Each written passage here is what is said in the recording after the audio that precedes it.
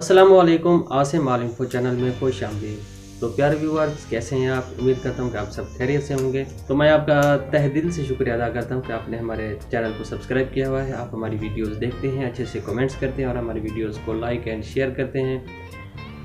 तो अगर आपने अभी तक हमारे चैनल को सब्सक्राइब नहीं किया तो जल्दी से सब्सक्राइब कर लें, वीडियो को लाइक कर दें और एक अच्छा सा कमेंट कर दें। आपने हमारे चैनल के साथ मुंसलिक रहना है कि हम अच्छी अच्छी वीडियोस बनाते हैं वज़ाइफ पर, मुख्तलिफ जो टॉपिक होते हैं। अगर आप हमारा चैनल विज़िट करेंगे तो इंशाअल्लाह आपको बहुत फ़ायदा होगा। दुनिया की सबसे महंगी लकड़ी जो सोने और हीरे से भी ज़्यादा कीमती है। जब आप नायाब और इंतहाई कीमती मवाद के बारे में सोचते हैं तो यकीनन आपका गुमान हीरों, प्लाटीनियम या सोने की जानिब जाता है। लेकिन क्या आप जानते हैं कि यह लकड़ी की एक ऐसी खसूसी किस्म भी है जो दरअसल इन मज़कूरा वाला तमाम कीमती अशिया से भी ज़्यादा कीमती महंगी होती है। जी हाँ, ये कैनाम की लकड़ी है जो दुनिया की सबसे महंगी किस्म है।